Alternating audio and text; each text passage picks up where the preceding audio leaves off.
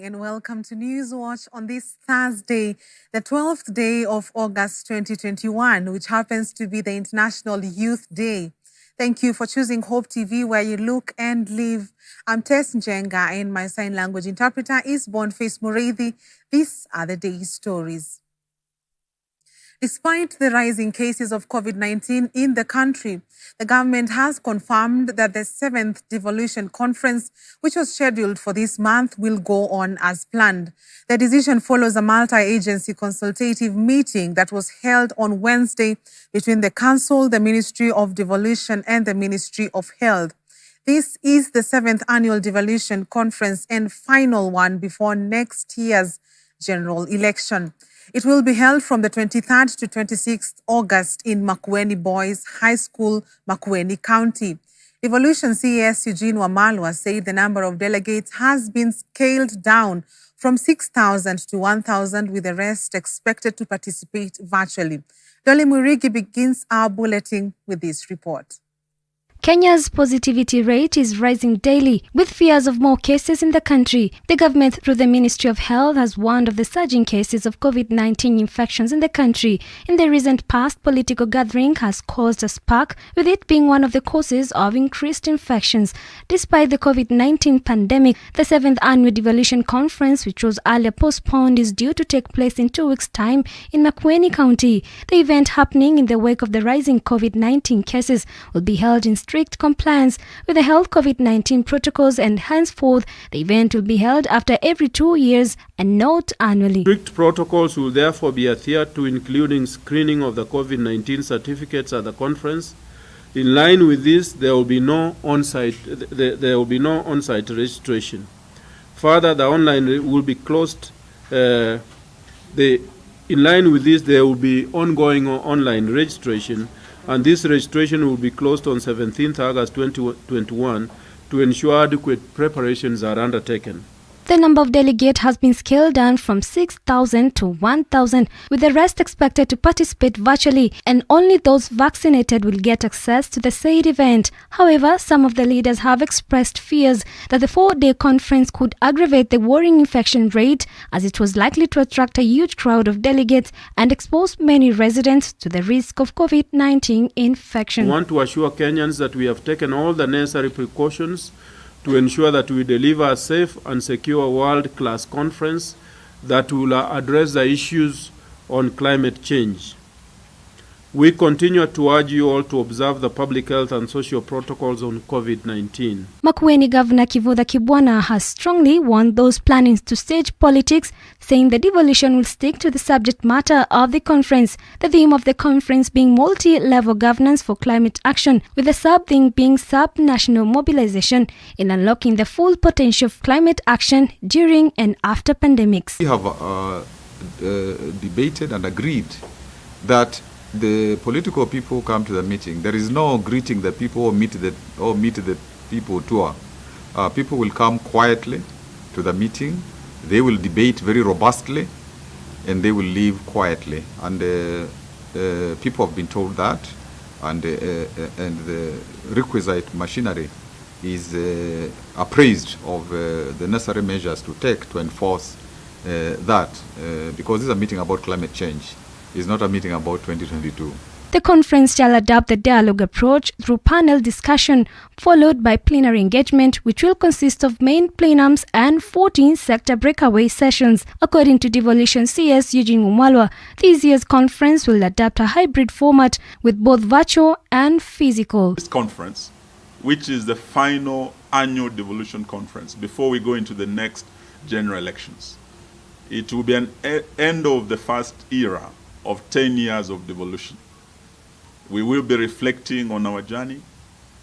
As the president's term ends, he's the one who has fathered devolution and nurtured it over his 2 terms. Dolly Mirigi for Hope TV Newswatch.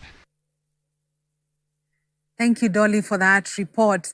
Now, the government, through the Nairobi Metropolitan Services, NMS, has showcased the various projects that have been and continue to be done in Mukuru Kwa Ruben slum in Nairobi.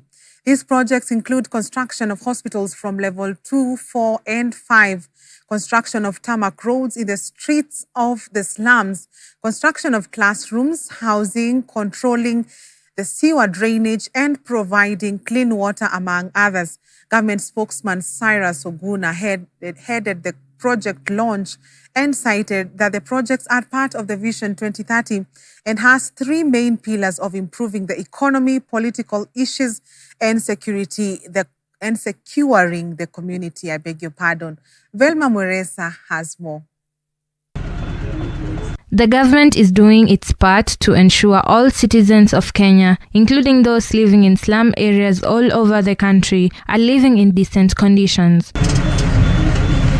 Addressing the press at Mukuru kwa Ruben area in Nairobi, government spokesperson Cyrus Oguna said ever since the government of Kenya put focus on the 100% transition of primary-secondary education, projects of building more classrooms and ensuring free education in public schools has been happening all around the country. This is to ensure that no child in Kenya is left uneducated. Ukiangalia mambo ya elimu kwanza, mtakumbuka kwamba serikali imekuwa na ile sera ya 100%, yani 100% transition, hivyo kwamba kila mwanafunzi aweze kupata elimu. Awe ni kutoka katika mtaa za mabanda, katika mtaa wote, kwamba mwanafunzi yote asikose kusoma kwa sababu ya karo ama kwa sababu ya mambo mengine. On matters of health, the Nairobi Metropolitan Services has continued with the construction of hospitals, which Oguna said the government aims to construct level 2, 4, and 5 hospitals, which are free of charge for citizens to end trekking long distances to seek medical attention, especially those suffering from cancer. Hospitali ambazo hapo awali zilikuwa haziwezi kupeana huduma ya kugundua ugonjwa wa saratani, lakini kwa sasa wanaweza. Pia ile kwamba hospitali zimekuja karibu na wananchi, ambapo hakuna haja kusafiri kwa umbali kutafuta huduma hiyo. Hapa mahali tupo, mnaelewa kwamba serikali ikipitia kwa NMS iliweza kuzindua hospitali ndogo level 2, level 3, na pia na level 4, 19, lakini mpango ni kufikia 24. The project site is construction of ample affordable housing for every Kenyan citizen. Kwamba pia kuna majitaka, ambazo serikali imepanua mabomba ya maji ili majitaka, ili kuwe na ile tunaita sewage system. Kuna sehemu nyingi vilikuwa haina sewage system. Mmesikia mambo ya flying toilet, mmesikia.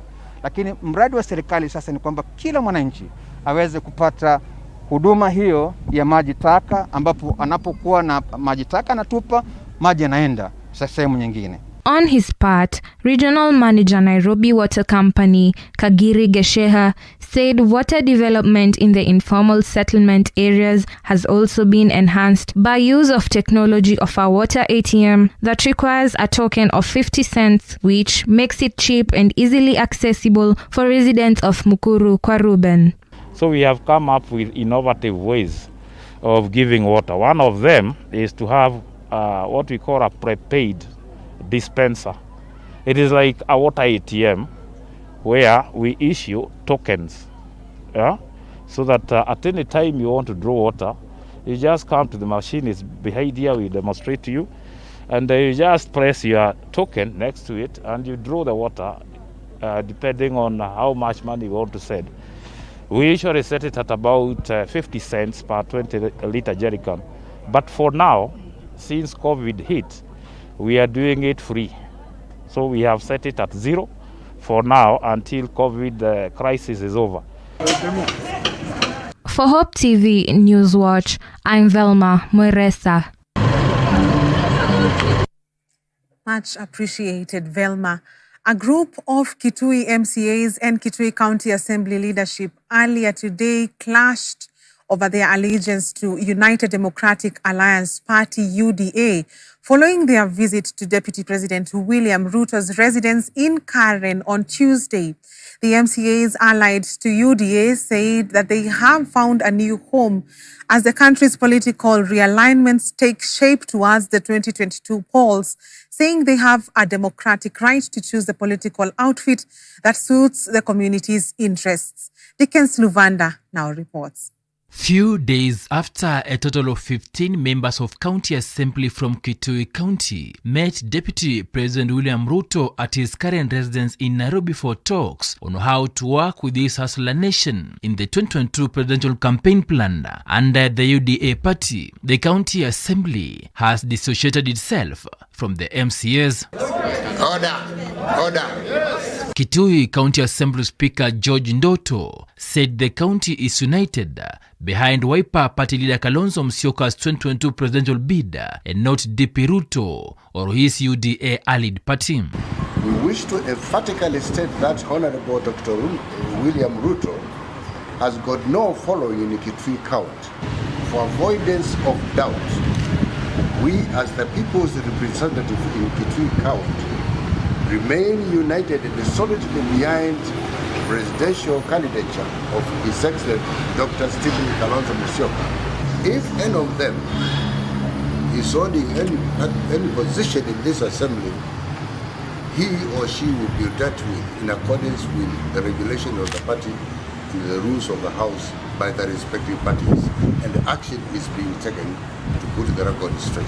He said that Kitui County Assembly enjoys the dominance of the Wiper Party and Governor Charity Ngilu Snack as the minority party, adding that those purporting to popularize the DP's candidacy in the county are hallucinating since he has no following in Kitui.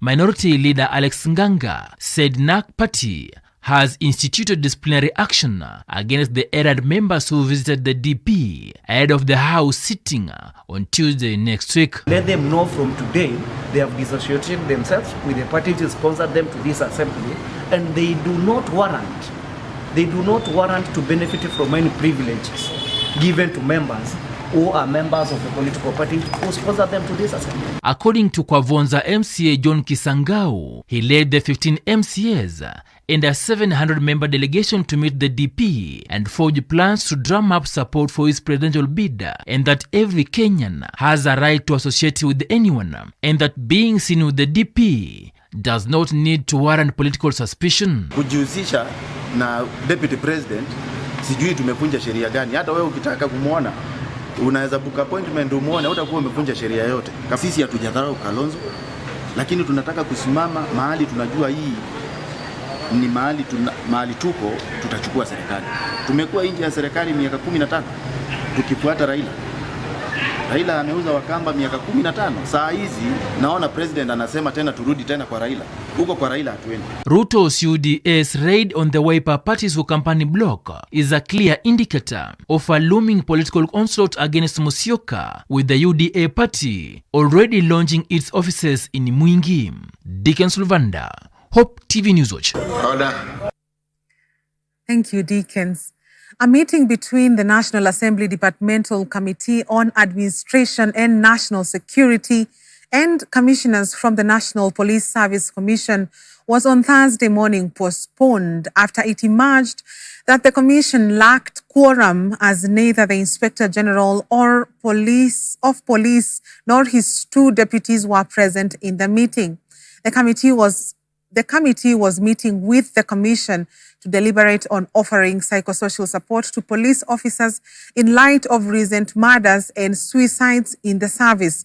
Here's Grace Wangoi with more details.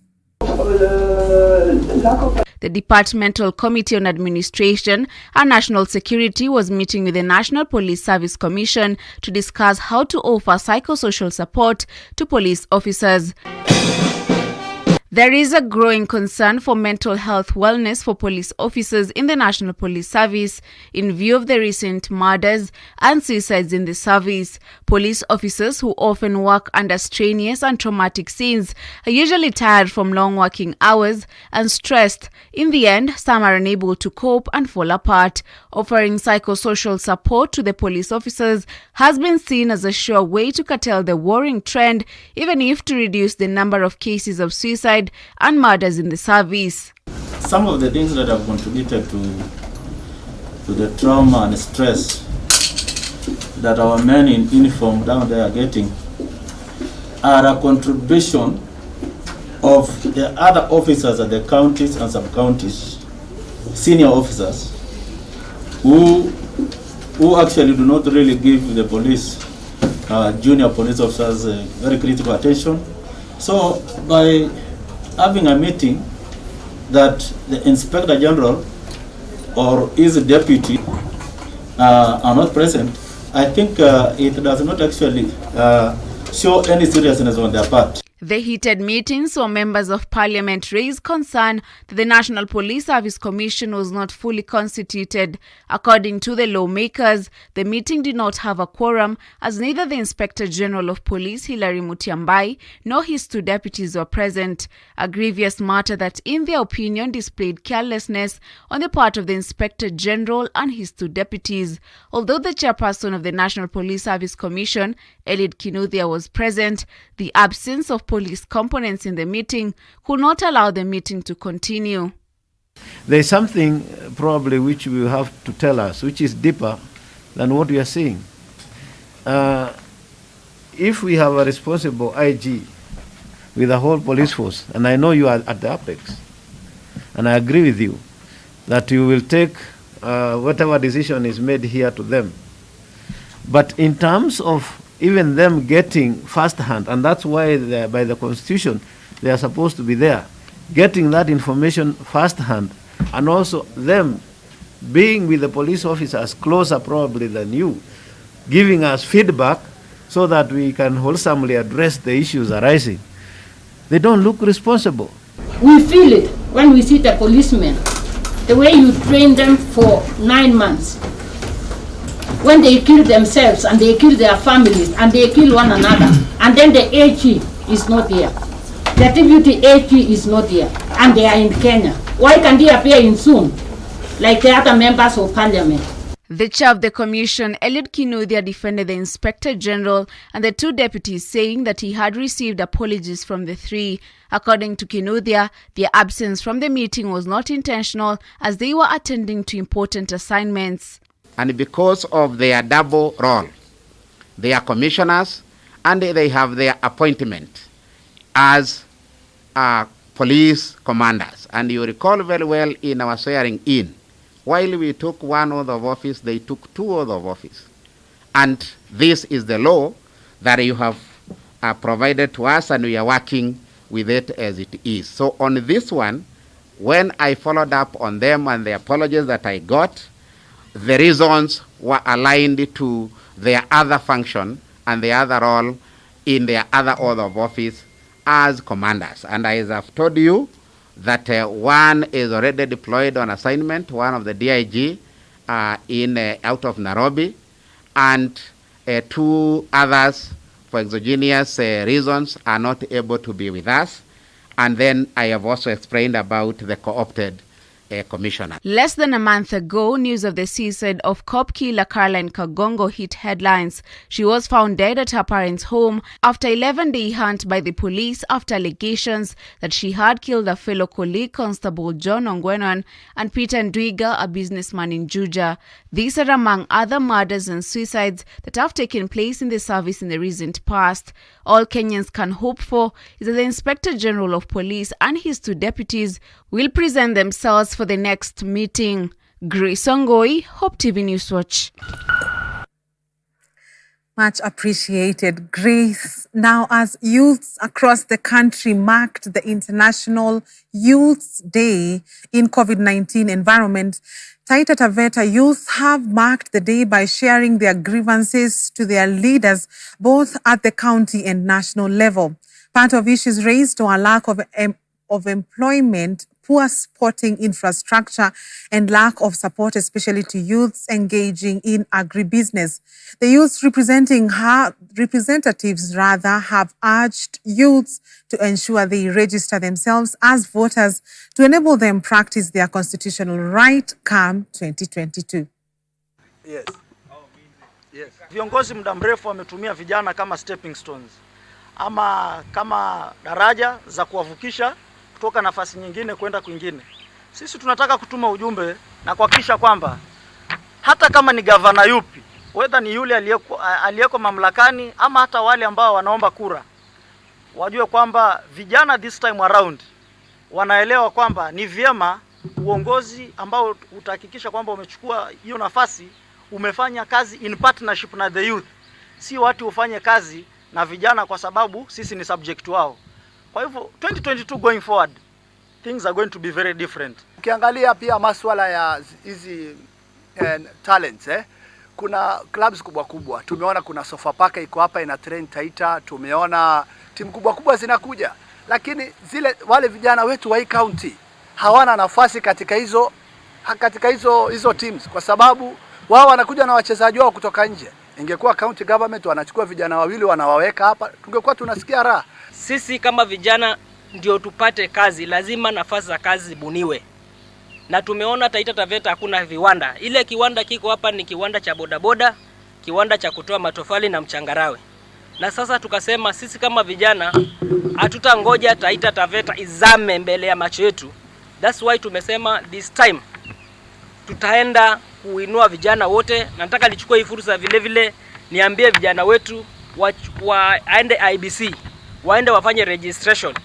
Kama kweli tunataka mabadiliko na kubadilisha hali yetu, lazima kijana yoyote aliko duniani Kenya yetu achukue kitambulisho chake na aende apige asajiliwe na IBC akuwe mpiga kura.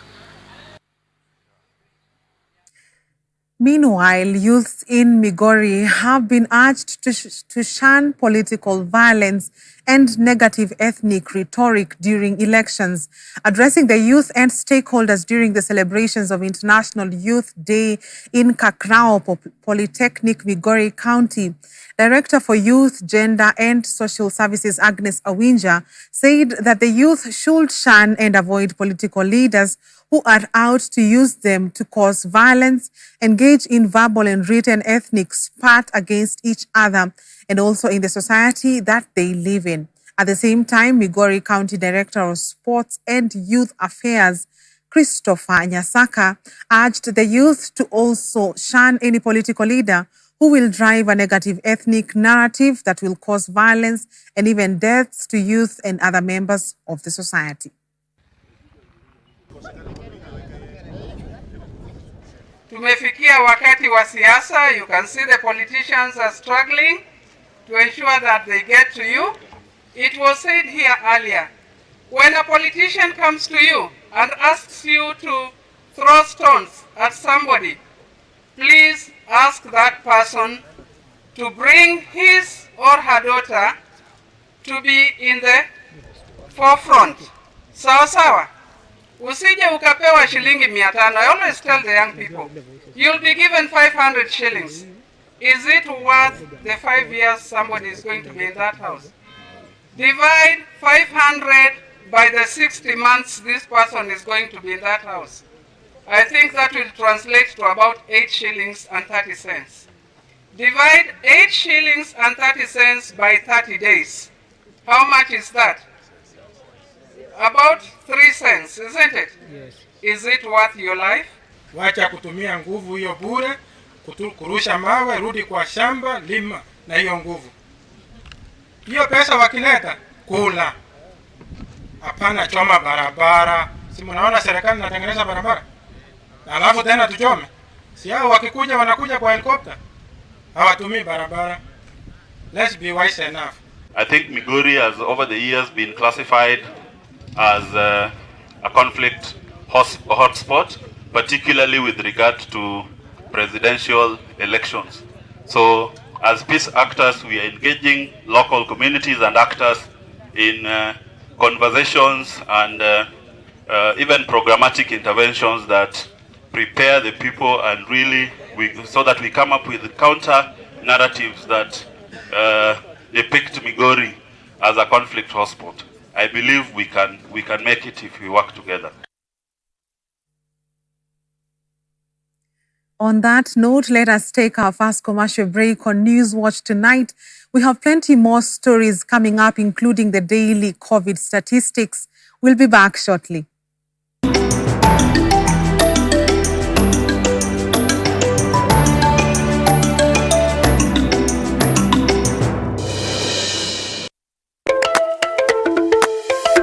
Evangelism and Christian witness remain the core business of the church, and yet over the years it has not been emphasized in many of our churches. Evangelism must remain the real focus of the church and the body of Christ, irrespective of the social season. In its efforts to revamp our evangelism, CITAM is calling on all its members to join in a special campaign dubbed 40 Days of Evangelism, which will kick off on the 22nd of August until the 30th of September 2021. During these days, we shall be going through a devotional guide sharing daily practical evangelism activities for every member of CITAM. We shall also participate in an evangelism Bible study in all our safari groups that will begin in the first week of August. The evangelism safari booklets will retail for 100 shillings and the 40 Days of Evangelism devotional will retail at 250 shillings. You can purchase any of these booklets from your church office. CITAM desires to mobilize all our members to be actively involved in personal, corporate, and marketplace evangelism. On this note, we shall be launching the CITAM School of Evangelism that will train and equip believers who desire to be used by God in the area of evangelism. For more information, kindly contact your evangelism champion in your local CITAM assembly.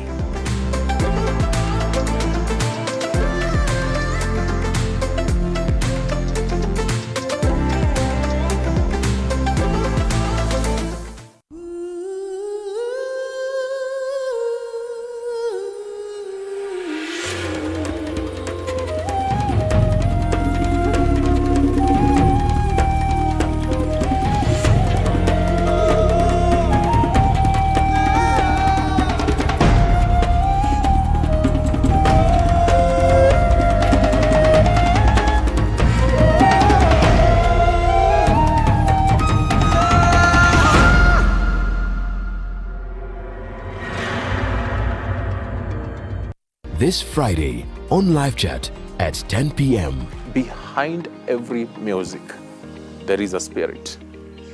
There's something that propels that particular music. What is one of the things that you think is very impractical that your parents tell you they never used to do, but they see you doing now? What my dad will listen to is not what I'd listen. What you'd listen to. What my mom would listen to. I feel like I can listen to what my mom listens to. What your mother listens to. You can resonate with that. Yeah, I feel like I can resonate with that. There are jeans. Jeans trousers that you can put on and you're wondering, where did I even get this? Yet it is a trouser. At times we make it sound like they've done absolutely, but they've done an amazing job. It's just that the few things that they've not done, the Omebant big time. Oh, they noted that.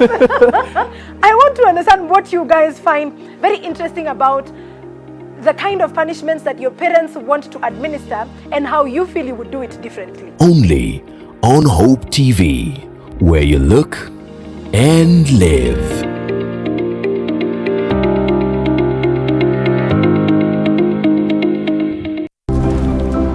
This week on Turning Point. According to the Word of God, success for the Christian is finding out what God wants you to do and doing it to the fullest extent of your ability. And when you do that, you succeed. The world won't tell you that. The world will tell you all of the other stuff. You can read books about it. You can read all kinds of books, listen to tapes and podcasts and everything else, tell you how to be successful.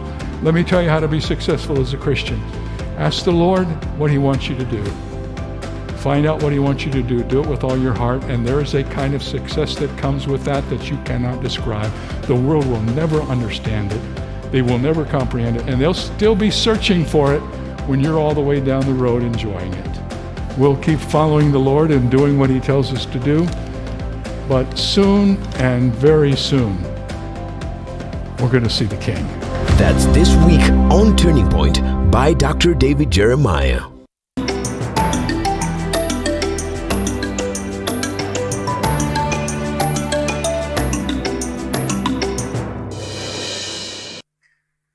Welcome back. On COVID-19 numbers today, 1,546 people have tested positive for the disease from a sample size of 9,752 tested in the last 24 hours. The positivity rate is now 15.9%. Total confirmed positive cases are 217,276, and cumulative tests so far conducted are 2,228,318.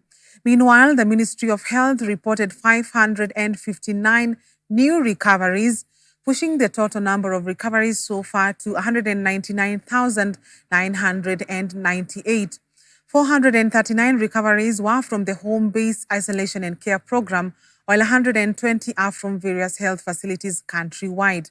At the same time, the death toll from the disease has hit 4,273, following a report of 32 new deaths. A total of 1,929 patients are currently admitted in various health facilities countrywide, while 9,043 are under the home-based isolation and care program. 138 patients are in the ICU, 64 of whom are on ventilatory support, 67 on supplemental oxygen, and 7 are under observation. Nairobi led the county distribution with 517 cases, followed by Makueni 88, Machakos 81, Nakuru 76, Mombasa 68, Kilifi 54, Kajiado 45, Murang'a 41, Uasin Gishu 33, and Kirinyaga 31 being the top 10.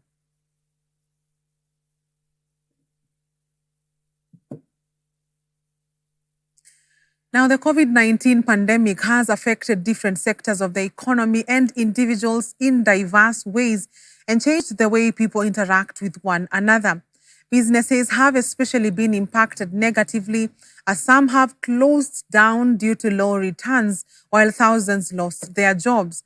Residents of Voi, Taita Taveta County have urged the government to intervene so as to cushion Kenyans from the adverse effects, with some asking for the lifting of the night curfew to boost business. Others have expressed their concern over the availability and viability of vaccines for the Kenyan population.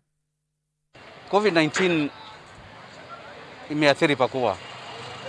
Imeathiri kwa sababu ukiangalia watu wengi wamepoteza ajira, biashara zimeanguka, haziendi vizuri. Kwa hiyo pia vile vile imeathiri hata mapato kwa makanisa. Kuna miradi nyingi ambazo tulikuwa tunafanya zimebidi simame, na unakuta kwa sababu ya kuathirika kwa matoleo, sadaka na hata michango, lakini tena bado wale ambao wamepoteza kazi, jamii zinalia, kuna njaa, watu pia wanakuja kwetu kujaribu kutafuta msaada, ambao huu msaada kwetu sasa hatuna. Mimi ni mwana bodaboda, na kwa upande wa kazi yangu athari ambayo imetokea kubwa ni kwa sababu sasa hizi kuna wateja wengi wamepotea, wengi wamehama biashara tofauti tofauti. Sasa kwa sababu kuna watu wengine walikuwa wanategemea biashara fulani ili waweze kusonga mbele zaidi, na wanategemea riziki yao kutoka kwa ajira fulani. Sasa ajira ikipotea, unapata pia sisi tunapata kuwa affected. Huwa nauza kibanda na vitu zangu wanaendea Nairobi.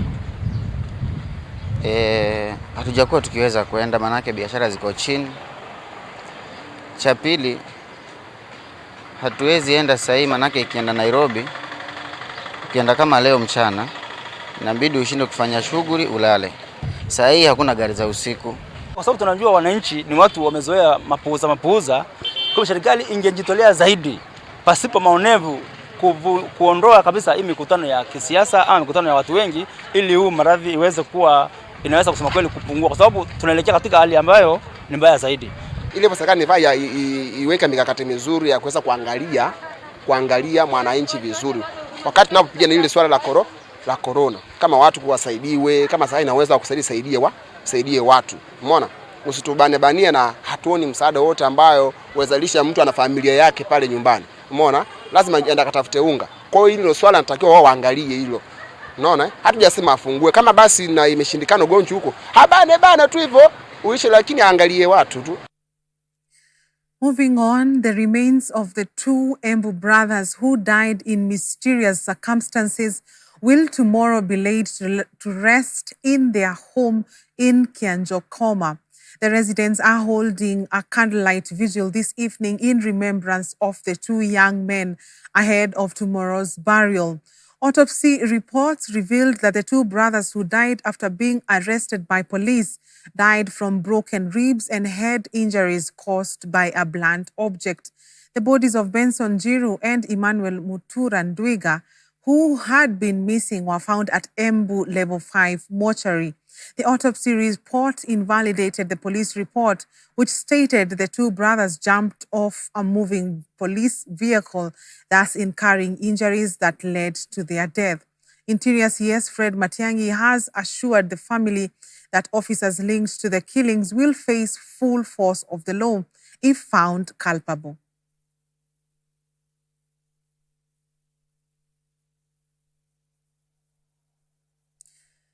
Kiambu County has made plans to establish counseling and rehabilitation centers in its sub-counties in efforts to address the rising mental health cases in the county. Deputy Governor Joyce Ngugi said the centers will have counselors to guide and help those suffering from mental illnesses. Speaking when she met mental health experts in the county in Thika town, the Deputy Governor said they will work closely with the experts to provide counseling services in the centers, as well as visit learning institutions in the area to advise on mental health. Statistics from the Directorate of Criminal Investigations ranked Kiambu County the first in the number of people who committed suicide between March and June this year at 109 cases against 483 nationally. Susan Gitau, an adult psychologist in Thika, called on the government to educate teachers about mental health, as well as ensure that schools have mental health practitioners who can help students deal with mental illness. We realize as a county, we have the largest number of professional counselors and psychologists in Kiambu County who are all over in the media. Unfortunately, we don't have a system that is working to ensure that we reduce the burden of mental health in the county. I know the Teacher Service Commission has already done a little bit, but we are saying it's never enough and it's never too late to improve what you've already done. But right now we are having rising cases of mental health illness in schools. Talk of the teachers, talk of the support staff, talk of the students, because it's not just about educating that student. You need to know who are you educating. Once we roll out on this program, going to assist, we'll handle each and every department, starting with our institutions, to visit to our institution and to speak to our young people, to empower them and to enlighten them on how to handle different cases, different levels of stress, so as we can be able to minimize this menace. Let's now cross borders. Now, Chad marked 61 years of independence with a show of military artillery in N'Djamena, led by Transitional Military Council President Mahamat Dabi, whose father died in April. The artillery included tanks, armored vehicles, combat vehicles, long-range guns, and 20 aircraft, which were flown during the function. The army has been battling insurgencies in recent days after 26 of its soldiers were killed by suspected extremists. The country, which was under French rule from 1920, gained independence from the colonial master in 1960, although encountering civil war 5 years later. Following the death of his father, Idris Dabi, his son Mahamat assumed full leadership of the country and army with a pledge to hand over power to a democratically elected president after an 18-month renewable transition period.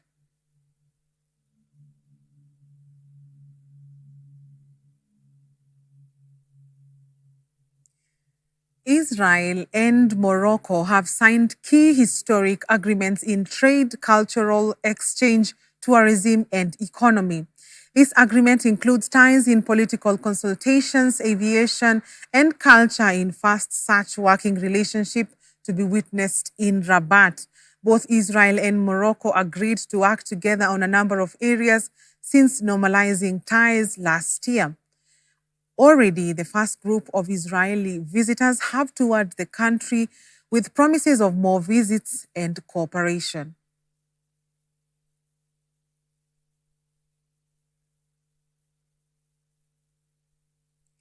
On that note, let's take our second commercial break on News Watch tonight.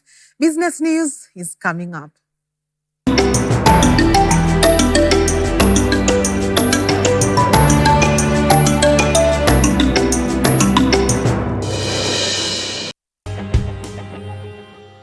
God can turn a mess into a message. I have a boy on a wheelchair. Yeah. I'm still preaching on the pulpit. Amen. Niliona mguu ya nyuma inakuja tu kunikanyaga imenilenga tu kwa tumbo. Nikaitana tu Jesus. I got tired of working with the x-ray papers and one day I just woke up and decided to burn them. A test into a testimony. The whole community didn't want to hear that anybody is born again. Excommunicated straight. Bila Yesu hakuna njia. Join Sharon Naitore Wangenye on Testify. Katika hiyo harakati hiyo spirit kakemewa, mimi nimeona Yesu Kristo namna hii. Kwa msalaba. Opa. Hallelujah. Hallelujah. Every Thursday at 8 p.m. for a moment to grow your faith some more.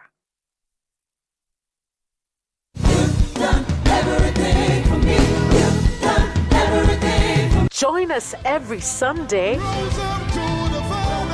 for unlimited, uplifting, powerful worship,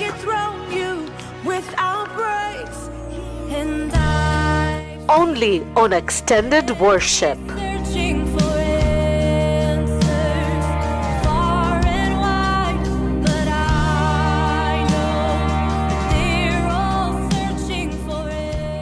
This Friday on Live Chat at 10 p.m. Behind every music, there is a spirit. There's something that propels that particular music. What is one of the things that you think is very impractical that your parents tell you they never used to do, but they see you doing now? What my dad will listen to is not what I'd listen. What you'd listen to. What my mom would listen to, I feel like I can listen to what my mom listens to. What your mother listens to, you can resonate with that. Yeah, I feel like I can resonate with that. They are jeans. Jeans trousers that you can put on and you're wondering, where did I even get this? Yet it is a trouser. At times we make it sound like they've done absolutely, but they've done an amazing job. It's just that the few things that they've not done, the omebant big time. Oh, they noted that. I want to understand what you guys find very interesting about the kind of punishments that your parents want to administer and how you feel you would do it differently. Only on Hope TV, where you look and live.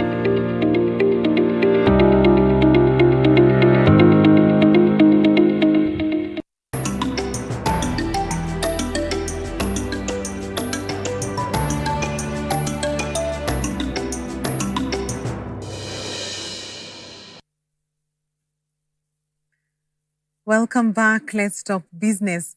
About 109 youth groups in Nyandarua County have benefited with empowerment equipment worth about 23 million Kenya shillings to help them start income-generating activities.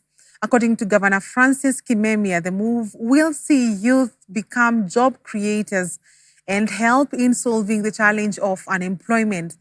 Kimemia, who was speaking while issuing the equipment in an event to mark the International Youth Day, said that development of any society was pegged on the youth, who are a critical pillar in the provision of manpower and innovation. Nashukuru gavana wetu Francis Kimemia kwa sababu ametupatia machine, ametuboost sisi kama youth. Nimefurahi na tumefurahi kama youth. Tumeboostiwa na hii machine ya bakery na hiyo itatusaidia kwa upikaji wa keki. Pongezi sana kwa hii serikali yetu kwa sababu imetuga mkono, imeona tumetoka na ideas mingi sana, lakini ni mali tumekosa, ikaona iingilie kati. Na ni asante sana kwa hii serikali yetu ya Nyandarua County, Bwana Francis Kimemia na Bwana Justice Gaita, mheshimiwa wa huko Kereita Ward. Fikiri tumeona kwamba vijana wetu watanufaika, watakuwa na nafasi ya kuanzisha income generating activities ambayo itawawezesha wao waweke chakula kwa meza. Kwa hivyo nafikiri watakuwa idle, hiyo itawa engage in a meaningful way, na hiyo ni nzuri. Na vijana wetu wakiweza kufanya kazi nzuri, hawataweza kutumika njia mbaya kama vile kwenda kutafuta ajira kule Somalia, wale wanaenda Al-Shabaab, ama hata tukielekea siasa ya 2022 hawataweza kutumika kwa njia mbaya, maana watakuwa na kazi ya maana ambayo watakuwa wanafanya. Hivi leo tunapatia groups zetu za Nyandarua County groups 109 tunapatia vifaa vya equipments vile mmeona hapa za kiteknolojia ambazo zitawasaidia kwa mambo ya kuendelea mbele. Hiyo ni mambo ya printing presses, hiyo ni mambo ya milk shop, ile milk ATM ya maziwa yetu pamoja na cooling. Kuna bakery, wako na wengine wako na incubator ile ya mayai ya kuku, kuna car wash, kuna motorbikes, kuna bodaboda, kuna vifaa vingi sana vya teknolojia ambazo zingine hata mimi nimeona ni vitu vizuri sana za kuinua vijana wetu waweze kuendelea mbele. Kaunti yetu inaendelea vizuri na hiyo ndio tunataka vijana wetu wasiwe watu wa kuomba samaki, lakini wajue watu wa kuvua samaki mtoni. Ndio tunataka kuona katika kaunti yetu ya Nyandarua.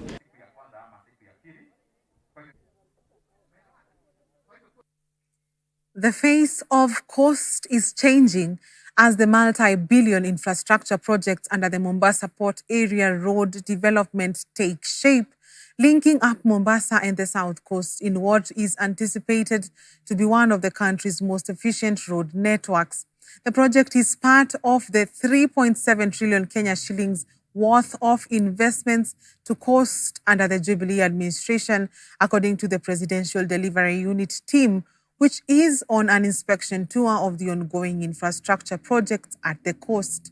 Transport Cabinet Secretary James Macharia said the project has now entered a critical phase with construction works of the highly technical package 2 now on schedule and at an advanced stage. We came this morning to inspect the ongoing projects in coastal region, and in particular Mombasa. As you can see for yourself, there are very many high-impact infrastructure projects which are going on in Mombasa. And for the last 9 years, a lot of work has been done here in Mombasa, starting with the Port of Mombasa, access roads to the airport. Recently we had the Likoni floating bridge. And now we have this very major project which has been done in 3 phases. Phase 1 starts from Miritini to this place Mwache, and then all the way to the port, Kipevu. That was finished and in fact commissioned by the President a few years ago. Then there's phase 2, which starts from here, Mwache interchange, across the sea. We are doing a bridge of about 3 kilometers, including a viaduct, which will take us all the way to Muteza. From Muteza, then we have phase 3. Phase 3 takes us all the way to the road to the south coast, a place called Kibudani. And that one, I understand, is about 85% complete. So we came to check the completion and the status of this very critical link, because without this link, which is phase 2, from Mwache to Muteza, the entire project cannot be said to be completed. As you can see for yourself, upon completion of this project, people coming from Nairobi, they will not have to go through the island of Mombasa. They will come here either by SGR or coming to the airport, and then they will come and drive from here across to the south coast. That will make Mombasa extremely attractive in terms of the offerings, the diversity of what it offers in terms of tourism.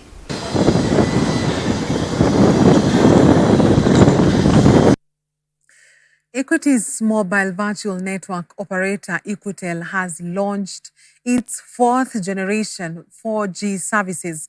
The new 4G high-speed broadband network offers faster speeds to browse, stream, download, and upload for customers in line with current market demands.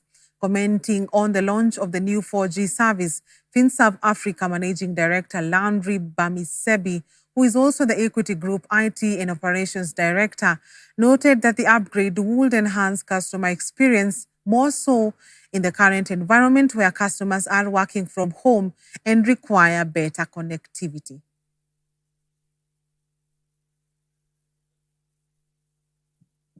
to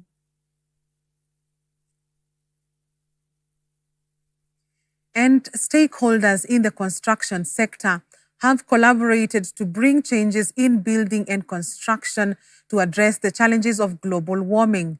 The collaboration is purposely to come up with ways and knowledge to reduce greenhouse gases through the use of recycled and more environmentally friendly building materials. Speaking in Embu University, Professor Jackson Wachira Muthangia from the university, which is one of the big stakeholders in the program, said many people spend a large chunk of lives in building, causing much emission of greenhouse gases, which have a big impact on climate change. They will also sensitize the professionals on the outcome of the research so that it can be practiced at the grassroots level. We are not able to tap these resources. You know, when we learn about some of these initiatives, we are able to sensitize engineers in terms of how they can better do their designs, how to use local materials, and even, as I said, the collaboration between industry and universities, it's able to feed back into the curriculum development so that as the students are going through whatever engineering education or whatever it is they're going through, classes they're going through, they're able to think with industry in mind. Cement is the second most used material on earth after water. And it is used in form of either mortar, whether you're doing plastering or you are doing flooring or you are doing every construction works like what I've just mentioned. But we've seen extensive growth in terms of the cement consumption in Kenya. While that is in place, majority of us do not afford decent homes. So the question is, what do we need to do in the industry and in the academia to bridge that gap so that every single Kenyan can have a decent home? And that is why we are working very closely with the universities now to move the research from the university shelves to the industry. What we immediately expect is that we will forge several things. Number one is to be able to come up with sustainable and eco-friendly materials for construction. Number two is to be able to come up with eco-friendly designs of buildings and construction that are able to respond to the issues of climate change. And number three is to be able to have local technologies that can be able to be adopted in Kenya and can be able to also be adopted in other countries that have the same challenges, especially in Africa. And number four, and the most important, is to be able to build capacity. As you have seen, we have got collaboration from such universities as University of South Wales, United Kingdom, which will be able to bring in their much development research and be able to build our own capacity in research within those areas. Let's now take our last commercial break. On News Watch tonight, we'll be back with sports news.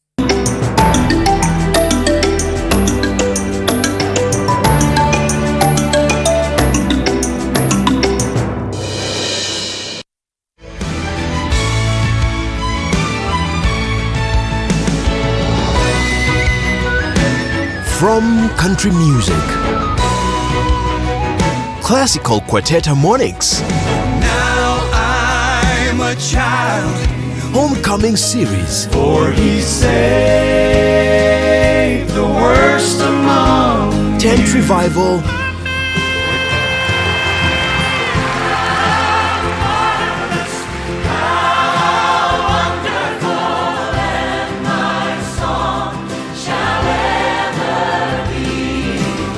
many more. I'm gonna lay down my burden down by the riverside, down by the riverside. Watch these great musical adventures on The Bill Gaither Show, featuring Gaither Vocal Band, Linda Randall, For the God on the mountain, and many other series like the Alaskan Cruise. and now I'm feeling mighty fine. These gospel favorites, recorded in front of beautiful sceneries, guaranteed to rejuvenate your love for gospel music.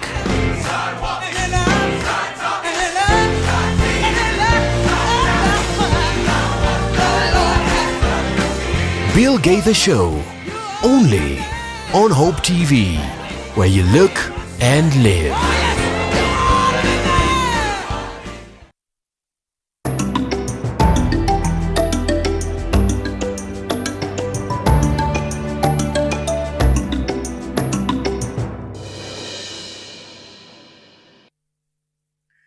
Welcome back. In sports, Kenyan international Ayub Masika has terminated his contract with Japanese J1 League outfit Vissel Kobe, citing certain clauses in his contract were not honored. The former Reading FC winger is now a free agent after mutually agreeing to terminate his one-year contract with the club as his short stint in Japan lasted only 5 months. The 28-year-old thanked the club, staff and fans for their unwavering support since he joined the side back in March, but had to wait until April to make his debut due to COVID-19 travel restrictions in Japan.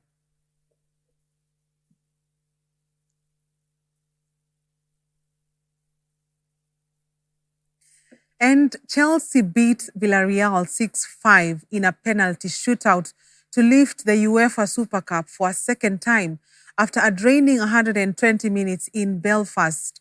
Substitute goalkeeper Kepa saved captain Raul Albiol's spot kick at Windsor Park on a night that began superbly for the Blues with an excellent first-half performance before the Spaniards stormed back into the contest after the break.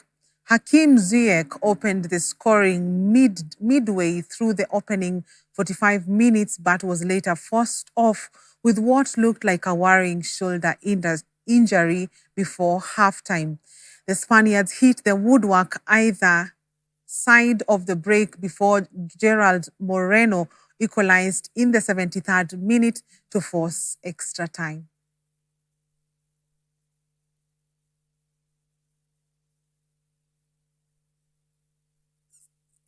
And this is where we conclude News Watch tonight. On behalf of the whole crew, thank you for your valuable company and watching. I'm Tess Njenga and my sign language interpreter is Boniface Mureithi. Have a good night and God bless you.